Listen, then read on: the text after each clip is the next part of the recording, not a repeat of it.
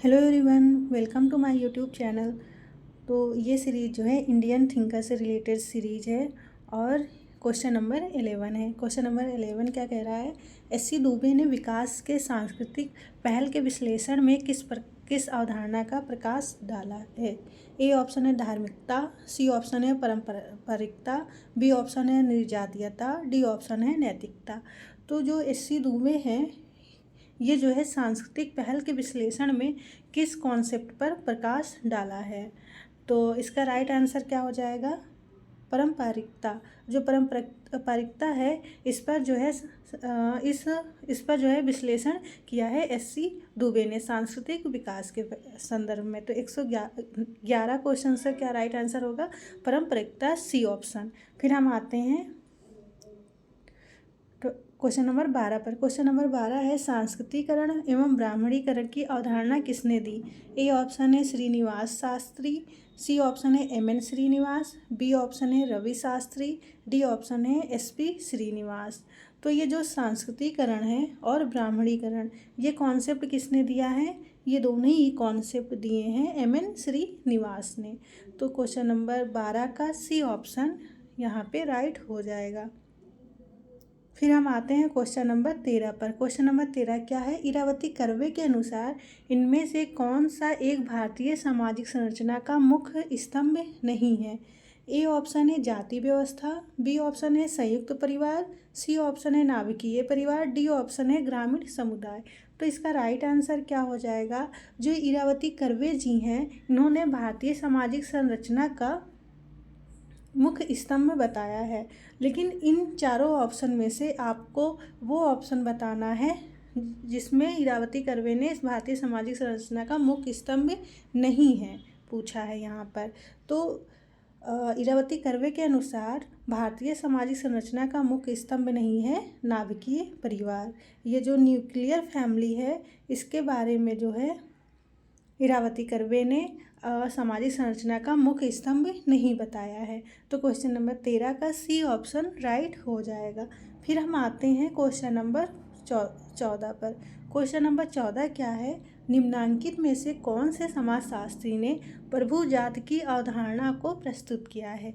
A option है GS. घुर्रे, C option है AR. Desai, B option है एम.एन. श्रीनिवास, डी ऑप्शन है के.एम. कापाड़िया। तो इसका राइट आंसर क्या होगा? इसका राइट आंसर होगा एम.एन. श्रीनिवास। एम.एन. श्रीनिवास जी ने प्रभु जाति का कॉन्सेप्ट दिया है। तो क्वेश्चन नंबर 14 का बी ऑप्शन यहाँ पे राइट हो जाएगा। फिर हम आते हैं क्वेश्चन नंबर 15 पर। क्वेश्चन नंबर 15 है इरावती कर्वे हिंदू समाज की विशेषता बताती हैं। हिंदू समाज की क्या विशेषता बताती हैं? ए ऑप्शन है पारंपरिक, सी ऑप्शन है सपिंडित, ई ऑप्शन है अर्धसामंती, बी ऑप्शन है आधुनिक, डी ऑप्शन है स्थिर। तो जो इरावती कर्वे जी हैं इन्होंने हिंदू समाज की क्या विशेषताएं बताई हैं? इन आपको पांचों ऑप्शन में से आपको एक राइट चुनना है जो हिंदू समाज की एक विशेषता है। तो इरावती कर्वे के अकॉर्डिंग जो सापिंडित है ये हिंदू समाज की विशेषता पाई जाती है, ये एक मुख्य विशेषता है। तो क्वेश्चन नंबर 15 का सी ऑप्शन यहाँ पे राइट हो जाएगा। फिर हम आते हैं क्वेश्चन नंबर 16 पर। क्वेश्चन नंबर 16 क्या है? इरावती कर्वे के अनुसार निम्नलिखित में से कौन से भारतीय संयुक्त परिवार की एक विशेषता नहीं है? ए ऑप्शन है एक ही छत के नीचे रहने वाले, बी ऑप्शन है एक ही चूल्हे पर पकाया खाना खाने वाले, सी ऑप्शन है संपत्ति पर समान स्वामित्व, डी ऑप्शन है रक्त द्वारा एक दूसरे से जुड़े हुए, ई ऑप्शन है एक साथ पारिवारिक पूजा। तो इसका राइट आंसर क्या हो जाएगा? अकॉर्डिंग टू इरावती कर्वे भारतीय संयुक्त परिवार की जो है इरावती कर्वे ने विशेषता बताई है, लेकिन इस क्वेश्चंस में ये पूछा है कि इरावती कर्वे ने कौन सी विशेषता संयुक्त परिवार की नहीं बताई है। ठीक है, तो इसका राइट आंसर क्या होगा? रक्त द्वारा एक दूसरे से जुड़े हुए। भारतीय संयुक्त परिवार में ये विशेषता नहीं होती है इरावती कर्वे के अकॉर्डिंग। इरावती कर्वे के अकॉर्डिंग जो है जब एक ही छत के नीचे खाना बनता है रहते हैं लोग, एक ही चूल्हे पे खाना पकाया जाता है और संपत्ति पर सामान्य स्वामित्व होता है, एक साथ पारिवारिक पूजा होता है और जिसमें जो है बंधुत्व भावना पाई जाती है। ये ज़रूरी नहीं है कि ये लोग आपस में रक्त संबंध से जुड़े हुए हों।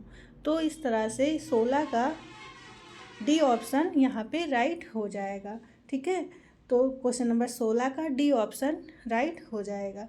फिर हम आते हैं क्वेश्चन नंबर 17 पर। क्वेश्चन नंबर 17 क्या है? संयुक्त भारत में जातियाँ में अंबेडकर तर्क देते हैं कि जाति का अर्थ है, मतलब कि जाति का क्या अर्थ है अकॉर्डिंग टू भीमराव अंबेडकर।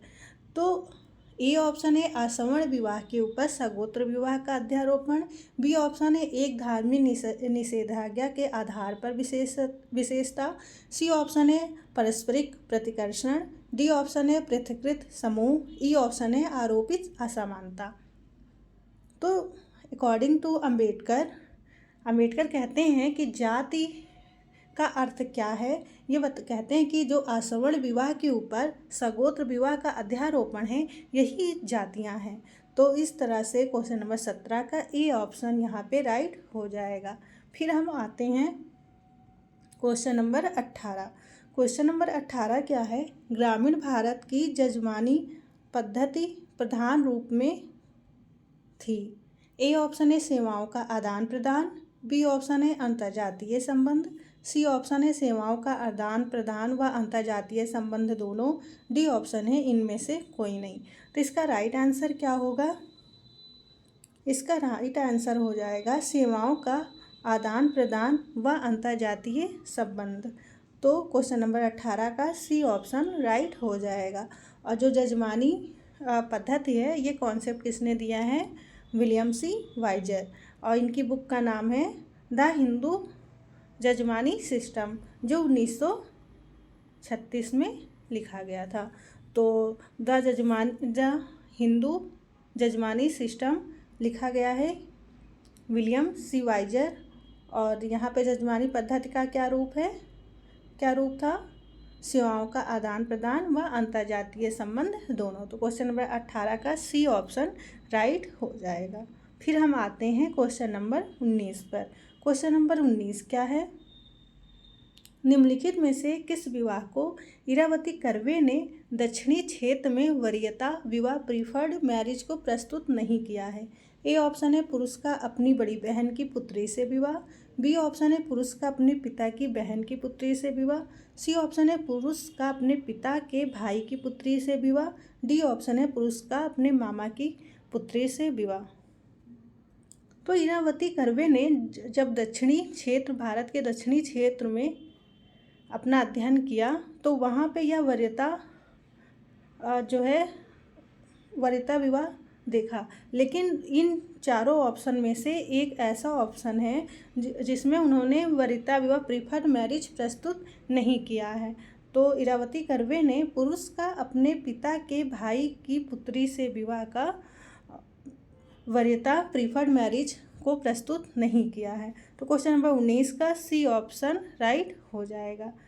फिर हम आते हैं क्वेश्चन नंबर 20 पर। क्वेश्चन नंबर 20 क्या है? निम्नलिखित में से किस क्षेत्र की विवेचना इरावती कर्वे ने किनशिप मैप ऑफ इंडिया में नहीं की है? ए ऑप्शन है उत्तरी क्षेत्र, सी ऑप्शन है पूर्वोत्तर क्षेत्र, बी ऑप्शन है मध्य क्षेत्र, डी ऑप्शन है दक्षिणी क्षेत्र। तो इसका राइट आंसर क्या होगा? इरावती कर्वे ने किनशिप मैप ऑफ इंडिया में जो है इरावती कर्वे ने जो नातेदारी व्यवस्था है इसको 4 भागों में बांटा है, 4 क्षेत्रों में। ठीक है, तो पहला तो उत्तरी क्षेत्र हो गया और दूसरा दक्षिणी क्षेत्र और तीसरा इनका जो है मध्य क्षेत्र हो गया और पूर्वी और ये पश्चिमी को इन्होंने मध्य क्षेत्र नाम दिया। लेकिन ये जो पूर्वोत्तर भारत है, पूर्वोत्तर क्षेत्र, इसके बारे में इरावती कर्वे ने बात नहीं की है। उत्तरी क्षेत्र, मध्य क्षेत्र, दक्षिणी क्षेत्र और पूर्वी क्षेत्र, ठीक है, में बांटा है, लेकिन पूर्वोत्तर क्षेत्र के बारे में उन्होंने बात नहीं की है। क्वेश्चन नंबर 20 का सी ऑप्शन राइट हो जाएगा। फिर हम अगले क्वेश्चंस जो हैं नेक्स्ट वीडियो में एक्सप्लेन करेंगे। तो बने रहिए हमारे यूट्यूब चैनल से, और कोई भी क्वेरीज हो तो आप कमेंट सेक्शन में पूछ सकते हैं। और वीडियो देखने के लिए थैंक यू। साथ ही टेलीग्राम लिंक दिया गया है, अगर कोई जुड़ना चाहता है तो उससे आप ज्वाइन कर सकते हैं। Thanks for watching.